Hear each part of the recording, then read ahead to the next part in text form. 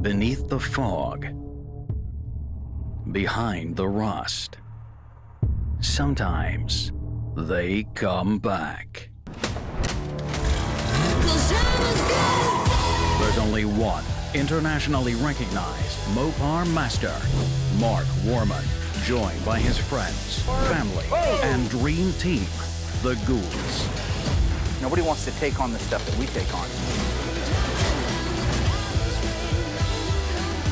Reviving the past. 100% untouched survivor. Resurrecting the icons of American muscle. We are the Shaolin priests of Mopar. Uncovering stories. It's the baddest car we have here. And restoring dreams. The most iconic muscle car on the planet. Putting cars back where they belong. On the road. Here we go. Beyond a passion. Oh, that's wild. One man's obsession. With Mopar perfection. This is Graveyard Carz. 1971 Cuda.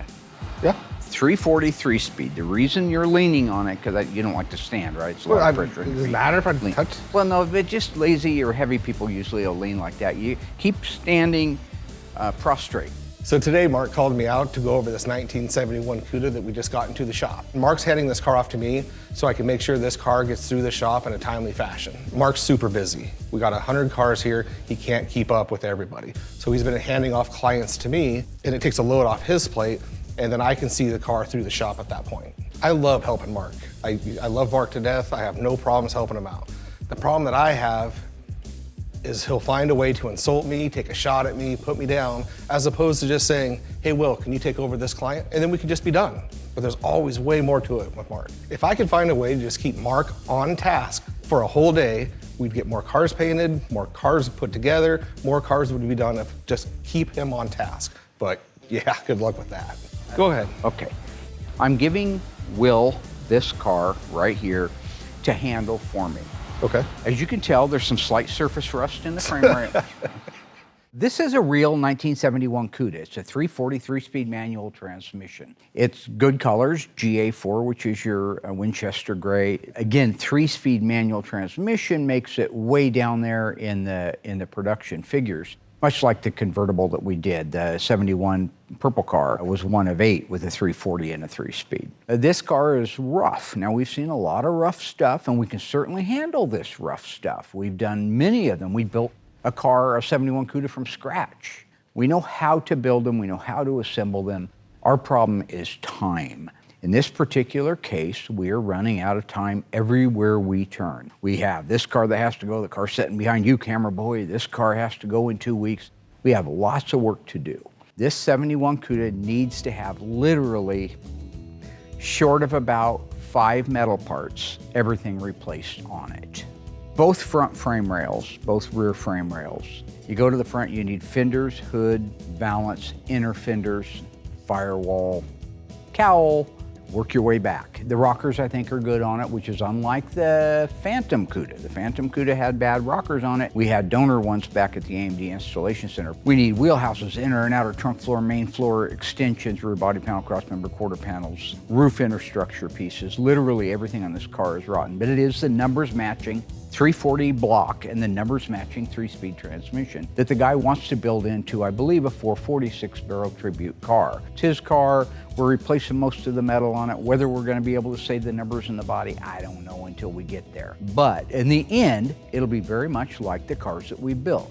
You got the 71 catalog Cuda, the black car with the white billboards on it, 426 Hemi, automatic transmission. I mean, what a beautiful, beautiful car that thing turned out to be. You know, this car is very much like the world famous Phantom Cuda.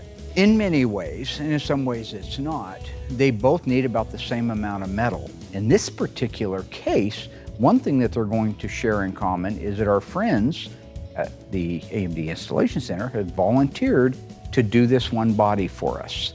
That's going to save us months in the metal shop. So it's going to hopefully be a leg up so that we can get a little bit ahead, or at least caught up on things. A little bit You're of rust. delusional. There's some peekaboos up here on the upper cowl. The floors, There's really, no floors. No, they're There's no pretty- rails. You could patch. Okay, we know it's a bad car. What's this remind you of? Being one end to the other. Your car. Mark's completely lost his mind. Remember when he said his Charger just had like some slight surface rust? Now I have his car cut in half, waiting for a new clip to get put on it. That's not surface rust. The car has been sitting at the bottom of the ocean for the past 10 years. This is the same routine. So if you're going to take shots at my Charger, Look at your Charger. we're done. Yeah, it's a very, very nice. Why is that funny? There's to you? nothing left. Now, my Charger did have a lot of rust on it, okay? It's all semantics, isn't it? If you say surface rust, one man's surface rust is another man's rust bucket. This particular car of mine had quite a bit of rust on it. And yeah, we have to put a front clip on it, okay? I want everything perfect on my car. I would like to clarify one thing very important to the haters out there that are saying, why is Mark working on his car and not mine? Josh and I are doing all the metal work on my car. We are doing it in the evenings and on the weekends. We are not affecting our volume of cars in the least. It's exhausting. What it typically means is we won't have a lot of footage and coverage of it because the camera guys, these guys, they go home, play on the weekends. But you can see that we have the car dipped and it has a lot of extensive rust to it. We have the quarter panels, wheel houses. The main floor has already been replaced or cut out, not quite replaced yet. We did get a donor front clip for it. So Josh has been working stewardly on the weekends, on Saturdays and Sundays with me, getting it cut and trimmed and ready to go into place. So where that car is at right now is the old clip is off of it and it's ready to have the new clip put onto it. The only thing I don't appreciate is Will saying sarcastic things about my car. I can interpret my car, I can diagnose my car any way I want. It's none of his business, okay? You don't see me sticking my nose in his business, okay? He has his own little world out there that he lives in out there and wherever it is. All I know is pay attention to what you're doing and don't pay any attention to what I'm doing. What one compelling factor helped graveyard cars get off the ground? Besides the tray, the Wizard of Ice. The Phantom Cuda. That's right, the 1971 Phantom Cuda, which was a 446 barrel 4-speed. Right. How many of those they make? 446 barrel 4-speed? 300. 108. So this car is a factory 340 3-speed manual transmission. Okay. It is also Winchester gray. Beautiful color. It's a very, very rusty car that needs a lot of metal, but the owner that we're building it for wants a real, it's actually a tribute car, but in this particular case, we're not just gonna build a tribute, we're gonna build an original 71 340 Cuda. Okay. So it's important that we keep as many of the original numbers, much of the originality of the car as possible. And why is that? Do you remember the 71 Cuda convertible? Purple? FC7, yeah. Yeah. In violet car, right? Yeah. How many of those were built? 8. 7 or 8, I think it was 8 Yeah. maybe. Okay. This is a 340 3-speed hardtop. How many of those were made? Well, these are good quizzes, and the reason I'm doing this is because these are important codes for you to know, because when you're out there in the field, Will's been helping me a lot with helping customers, right? Yeah. I hand a customer off to you, and they call up and they say, hey, I've got this black 1968 Dodge Charger. Well, that's cool, we've only got 168, but what happens when they call up and they say, I got a 71 Cuda? You should know who it is. Just say, give me a paint code, and they give off the paint code. For this case, it's Winchester gray, right? Right. And that paint code is? I've only done this color like once. So again, I'm not just pointing these things out to catch Will on camera, like a deer in the headlights saying, oh, I don't know. First of all, I would like to say, you should know. Will, you should know. I've been teaching you this stuff for 35 years, he should know it. He chooses not to know it. The reason it's so important is I won't always be here. I won't always be a tap on the shoulder away from asking, what's the VIN, what's the car, what's the engine, what's the transmission, how many were built? Why wouldn't you want to educate yourself on that? So if I have to use means of insulting them, putting them down, and yeah, frankly, catching them on camera and embarrassing them like I've done, it's tough love, folks. I love Willie. He's like a son to me. He's like an illegitimate son I never had. I'm gonna take a look in here. You can just look up the paint code, Winchester gray. Take a look in there. Go ahead while I take a look around here. I don't even know. Just turn to the page of the book that talks about paint colors. This is great. This is exactly what Mark does. He does it at car shows. He does it in front of customers. He puts me on the spot knowing I don't know the answer just to make me look silly. I don't need to know the paint code until the car comes into the shop and we're ready to paint. Until then, I don't need and nor do I care what the paint code is. There isn't a page. Yeah, no, there is. It's. Well, I don't know why. There you go. GA4. Okay, A4. Okay. How many of those were built? 15. Turn to the page 20. that talks about how many were built with a 340 and a 3-speed. It doesn't tell you. This is exhausting. You guys at home think he's funny and this is all great and whatever. But here's an idea. Why don't you come down here and work with him for a week? Let me know what you think then. No, it does. Well, I don't know where. I don't know. 151. I would have got there. That's okay.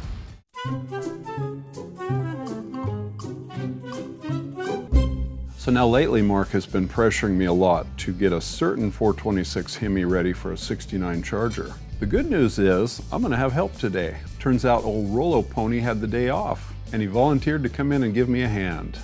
Mark felt that I'm getting way behind in the shop here, and Royal and I have never had the opportunity to work on camera building a 426 Hemi, have we, Royal? Nope, I've never built a 426 Hemi.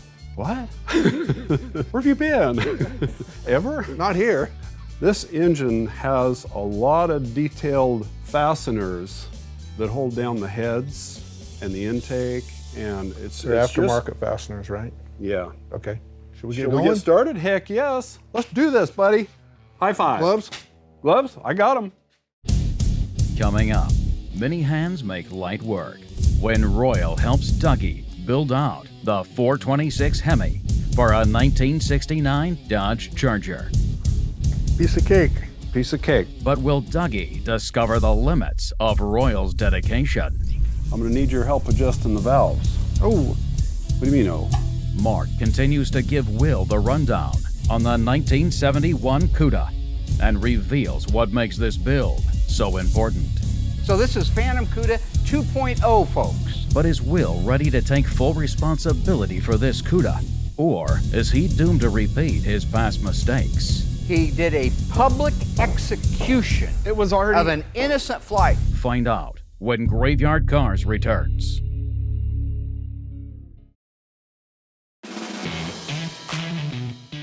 Differences in these heads on these Hemis are really cool. They have these studs that go down through those holes above the cylinders okay. into the valley. So you have to put washers and nuts to hold the in that head valley. down. Okay. And you got to be careful not to drop them down through the lifters or we're done. Piece How's of that for cake. pressure? I can fix that. Because I know me. There you go.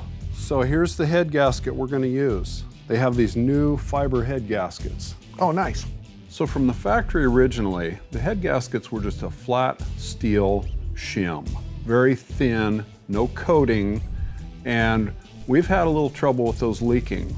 So Mark did some research and got a hold of Mancini Racing, and he found a fiber covered gasket that works a lot better. So this is essentially the same gasket that we use on the 440, the 383, the 340, all of our other engines. It's a really good head gasket, and we like this a lot better than that flat metal shim. Okay, you want to give me a hand with this thing? Yep. All right. I'm really glad to have Royal help me with this because these heads are heavy. They're back breakers, and setting these down on there and all the details that we have to do to put these heads on the Hemis, it's really nice to have extra eyes and hands to help with this tedious job. Nice, just like that. Okay. So we're just gonna put a couple head bolts in to hold this on. Okay. So the 426 Hemi heads use the same amount of fasteners as the 440 and 383, but they're just a little bit different. The Hemi heads use 4 studs that are screwed into the head, and they actually go down into the valley above the lifters. Yep. I'll go ahead and throw a head gasket on this side.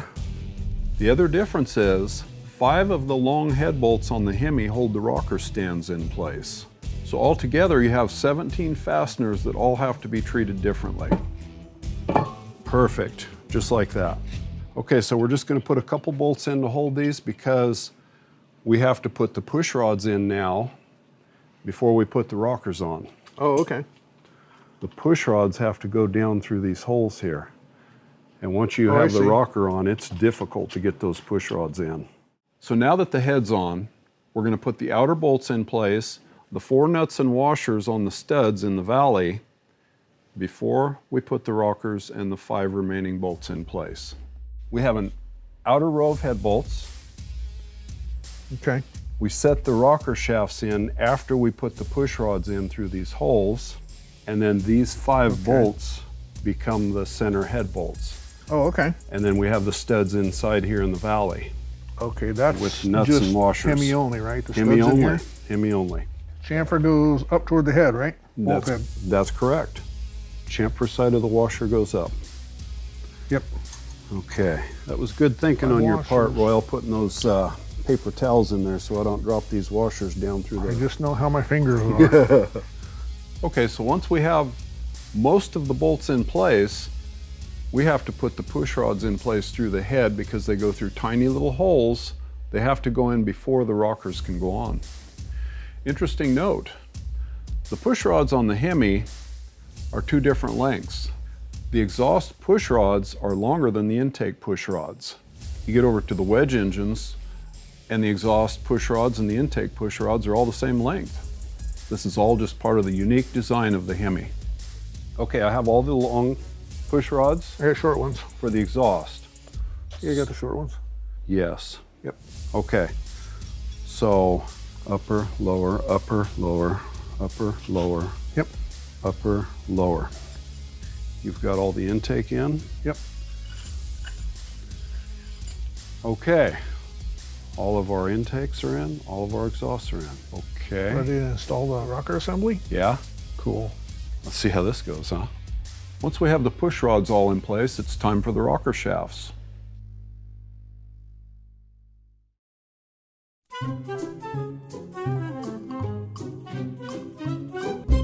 This is a loaded car, but it's no billboards. The guy wants billboards on it. Now, the reason you're here and the reason you're going to handle this is because I'm busy. I was talking to Mike, AMD, the other day. Yeah, nice guy. All right, we were talking about the Phantom Cuda. I said, boy, I sure wish you could do another one of those. I got one that's a mess, a hot mess, and I got snow time. And you know, he actually volunteered to help.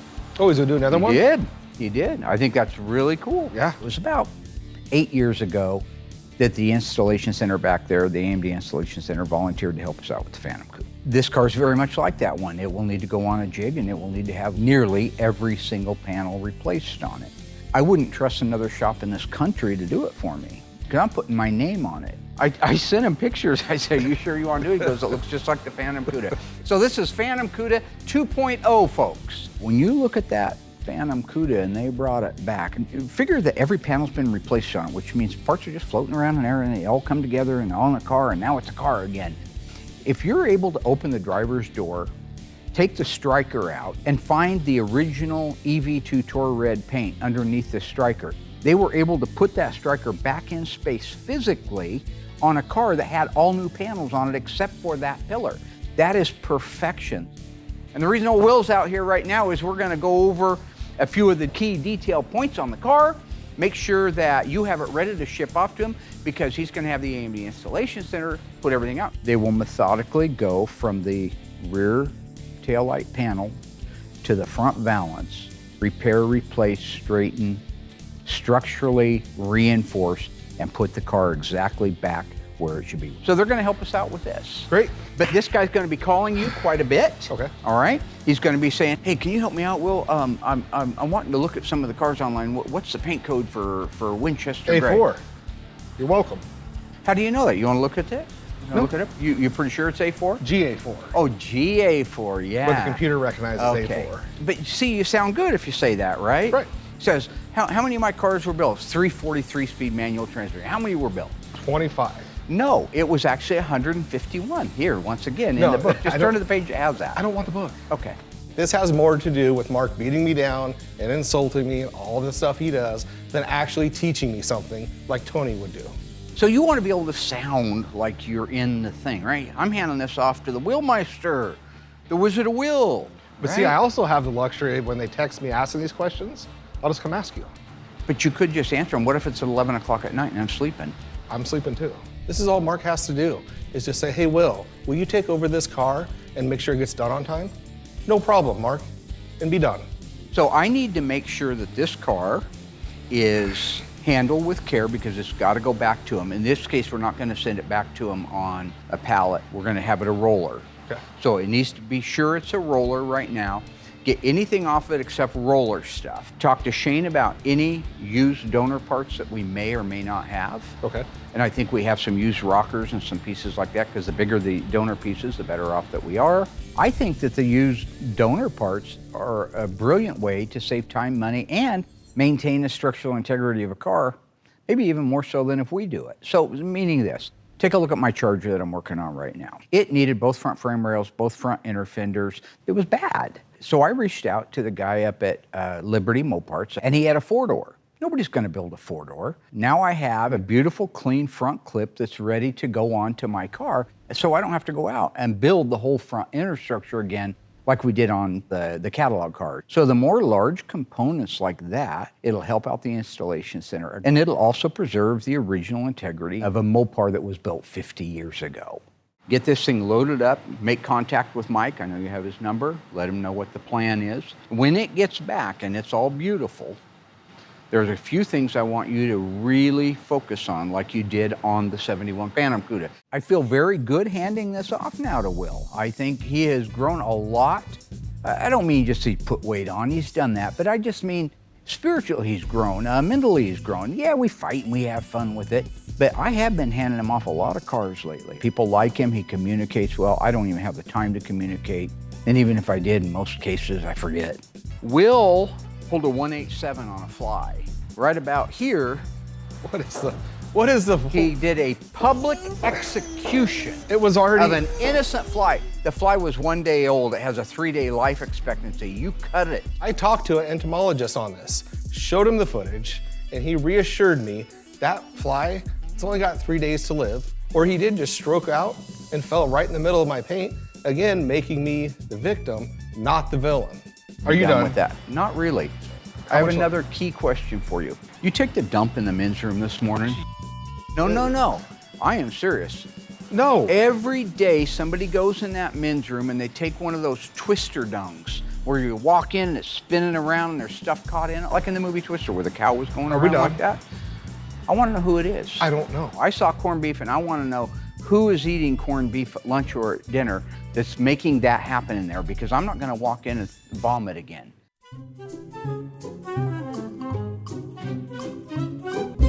Now, let's see if we can put this puzzle together. I think we gotta flip it though. We go that way. There we go. Thank you, buddy. So I would like to take just 1 second before they put the rocker assemblies on here to talk about, you see the bright purple paint. The entire rocker shaft assembly is new. Mancini Racing makes it. This is a good quality part that you can put on that meets all the OEM specifications, so you can still use the original push rods and all those things. It's got a chrome moly shafts, which is the same kind of a product that the original ones would have been, but they're billet aluminum, the stands, versus the original cast iron ones, so you're gonna save some weight. The springs are new. The rockers are original Mopar rockers. The only thing they change out is the adjuster. Instead of being a flat tip screw, they put an Allen head or a hex head in there. But the rest of it is 100% original Hemi DNA looking parts. They're the exact same footprint, same height, same length, same width. Everything about these is right. That's why I got you here. I'm always watching. Keep me in line.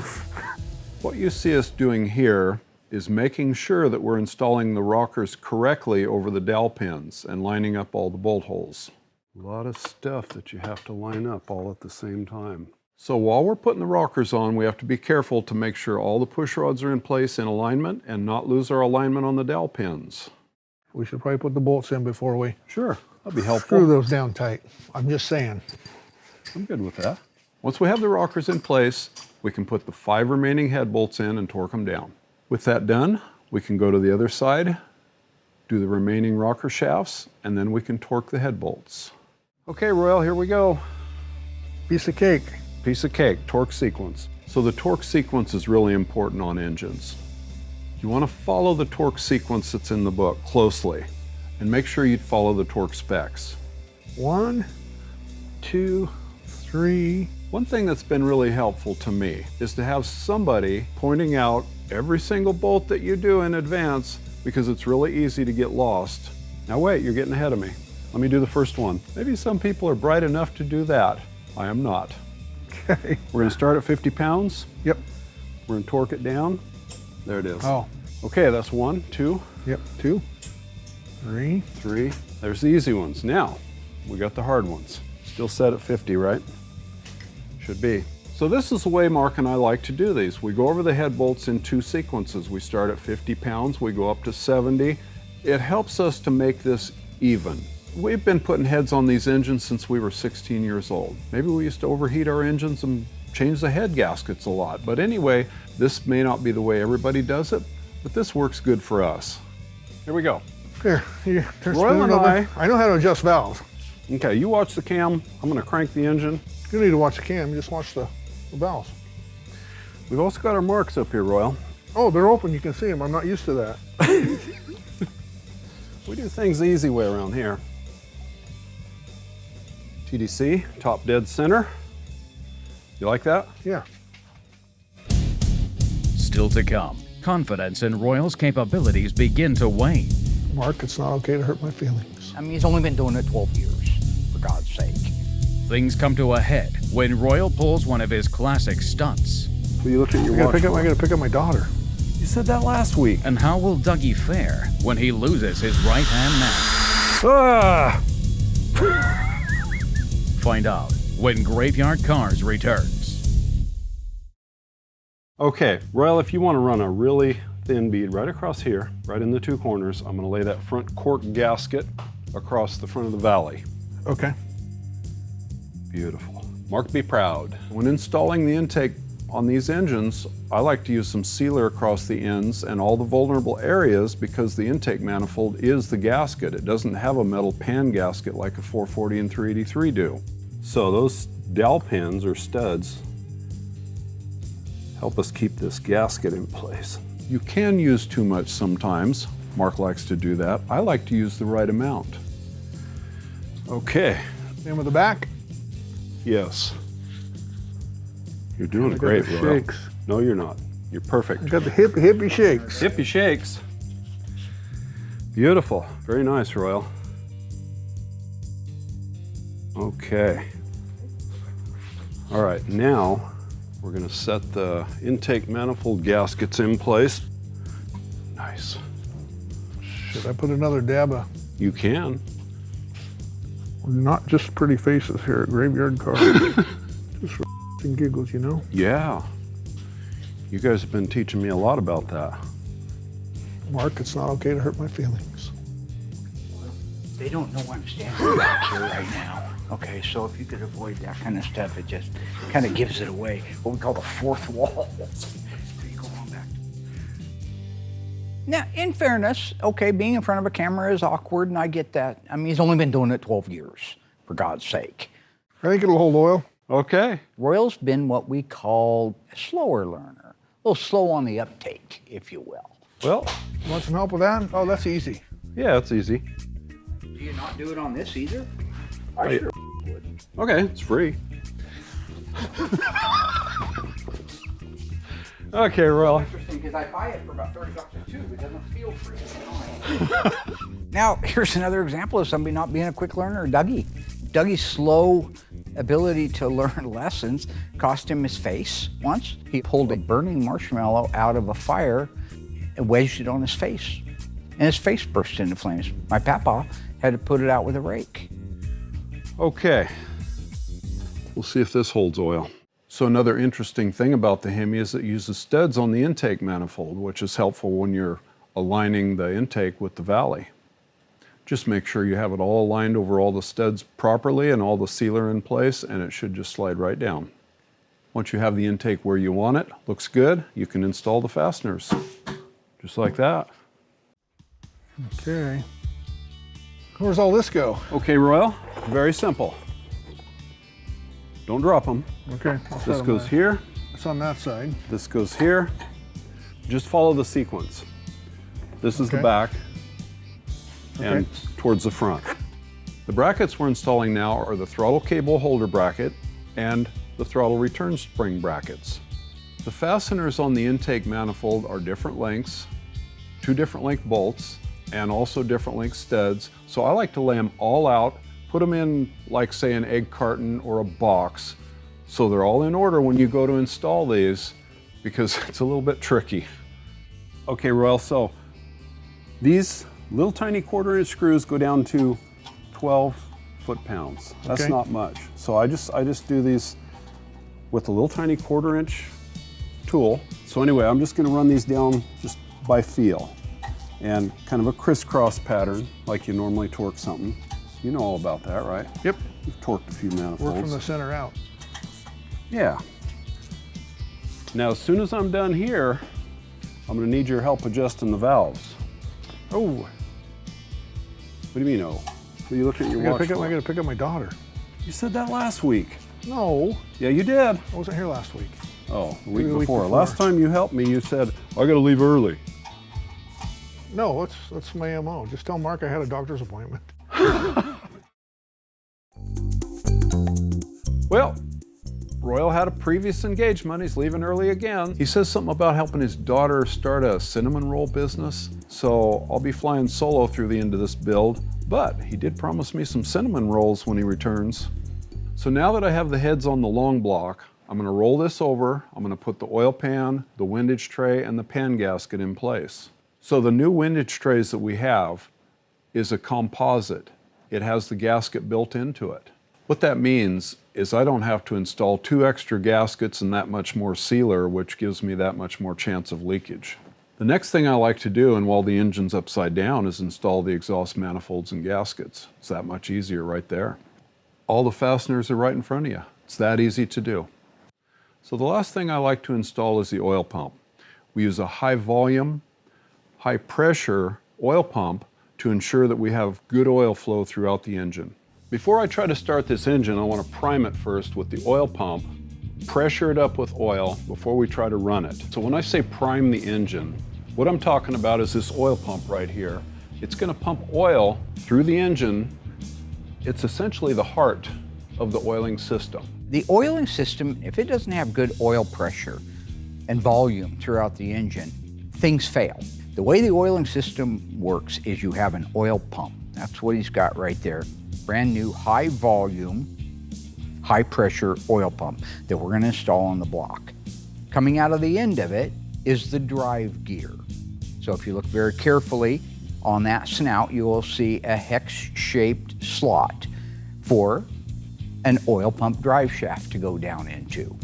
You take that oil pump drive shaft, which runs off of the cam. It'll run the oil pump. Every time that cam moves, it's pumping oil. That oil pump drive gear is also a distributor drive gear, which all, when you set them together, you have a distributor, oil pump drive gear, and you have the oil pump, all pass through the front part of the engine and collectively give you an ignition system and oil the engine. All of the big blocks are that way. So we're going to take this priming rod to run the oil pump. We're going to run it down through the distributor opening. We don't have the distributor in, obviously. We're going to drop it down through the bearing where the distributor sets in, and it's going to go right down into the oil pump, and it's going to spin the pump. So this rod is going to be turning counterclockwise. We're going to use an electric drill. We're going to spin it, and we also have an oil pressure gauge up here. When we spin this, it's going to go up to whatever pressure this oil pump has the ability to pump up to. Okay, so sometimes they pressure up right away. Sometimes it may take 30 seconds or maybe 60 seconds, but you'll know it because this thing, the gauge, will read whatever pressure that pump goes up to. You'll also feel the load in the drill when you're hanging onto that drill. When it catches prime, it's going to lug the drill down. And I'm going to give it a spin and see what happens. Here's our pressure gauge. Okay, so it hasn't loaded up yet. You'll see it on the gauge when it does. Now, when you see that oil pressure gauge going up, that's beautiful. You don't hear the engine bogging down, the little drill motor. That's not so beautiful. You're gonna see why we have pressure, but no bog down on that drill. There it goes. It's starting to get some pressure now. Ah! Now, what you see Mr. Wizard has done over there in all of his amazingness is, after checking all of the torque specs, assembling everything, giving a tutorial to Royal, building the entire engine out from the crankshaft all the way up to the intake manifold and getting it ready to do an oil prime, he overlooked one key thing. and that is make sure that whoever assembled the rocker shafts pointed the oiling hole to the rocker and not to the victim standing there trying to do an oil pressure test. I guess I should have put the valve covers on.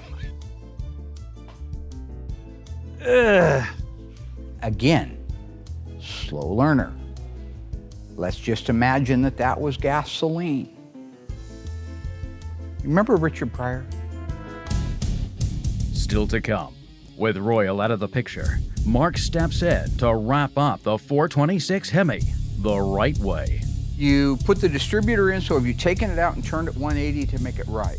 But after all these years, can Mark trust his own family and friends to do the job correctly? It is my theory that that is not going to work very well.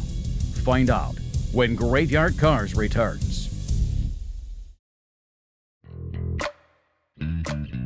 So once Doug has the engine all completely built out to a point where we're ready to try to do a test run, there's a lot of work ahead of him still. We have to get it moved onto the easy run stand. Once you get that, you have to bolt everything down. You have to add a bell housing and a flywheel so you have something for the starter to engage. You have leads that have to be connected so that you have power. You have fuel that has to be connected so that you have fuel. The exhaust system, we have an old decrepit system that we've saved off of a car that works great on the Hemis. We have one for a 383, a 440, and a 340. You connect all of those things, which takes some time to make all those connections, but you do it as though it's in the car. That way, when he's got it all laid out, we can hook up the exhaust system to it, fire that up, get ready to crank this thing over. Because if you do all those things and you turn that exhaust fan on, you're ready to start an engine. Looks like a nice wrinkle, around 200 degrees. 200 degrees, baked. Okay, Baked. so you feel good. You've checked oil. Earl? Yeah. Water. Water? We got fuel, right? According to you, yes, we have. Boom, boom, boom, boom, boom. Pumping real nice. You put the distributor in, so have you taken it out and turned it 180 to make it right? Yeah, Because Dougie always puts it in 180 out. I put it in the way I feel it should go, and then I take it out and I reverse it. We're good. We're doing good now. Would you like to try to start this? Do you think the batteries are both dead, I would assume? Sure. I'd bet on it. All right. 1969 Dodge Charger, 426 Hemi 4-speed. How many were built? How would I know? Take a shot, any shot. How many? 40? 1,400. 207. That's the worst guess I've ever heard in my life. Yeah. 69 Hemi Chargers, huh? Okay, let's turn that 207. coil Okay. power on. Turn the old fuel pump on. Double check. Huh? Do you not want to run that? You just want to run the mechanical version? Yeah. Okay. We have the mechanical pump hooked up, but he also has it hooked up to a electric fuel pump. Yeah. And you're hoping that it'll suck the fuel past the electric fuel pump into the mechanical pump and run the engine. Right. Okay. What I'm amazed at is Doug knows mechanics really well. He has a mechanical fuel pump connected, but it's getting its fuel source not from a can right below it, which is how it's designed to work. It'd be a fuel tank. In this case, he has it running into the fuel pump, an electric fuel pump. Now it has to count on not only doing its job of creating enough PSI, which is like 4 or 5 pounds to get up to the carburetors, but it also has to draw the fuel past the electric fuel pump that isn't turned on. Doesn't want to turn it on. Wants to make it draw it up past it all on its own. And it is my theory that that is not going to work very well. Advance too far. Turn it back. Hey, hey, hey, hey! Look at that. Listen to that. Wow. Yep.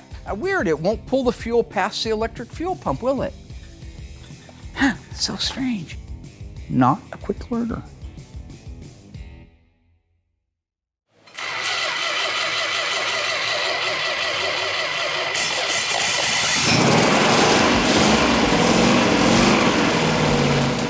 Why is that running after? Once you have the engine up and running and you listen for things like the lifters, make sure they got adjusted right. You look for oil leaks, you look for water leaks.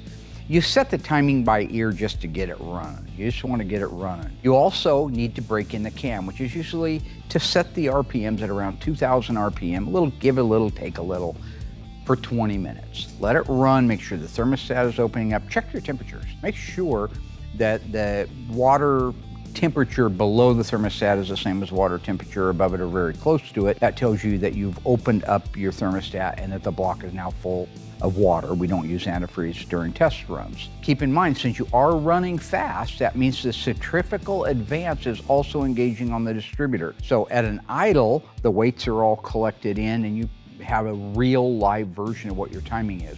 At 2,000 RPM, they're flaring out. Those weights spin out and that advances the distributor. So at 2,000 RPM, I cannot set the initial timing. I have to wait till we get our 20-minute break in. Once that 20-minute break in's in and everything else is working, we can idle it down. I can set the timing to exactly, in this particular case, 5, 6, 7 degrees before top dead center. We'll play with it more once it's in the car and has antifreeze in it and the fuel it's going to be running on. But at that point, you set that timing to the best of your ability and that thing is done and ready to go in the car.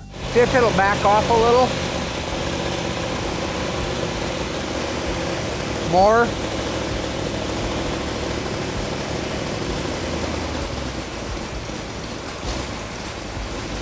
Go ahead and shut it off.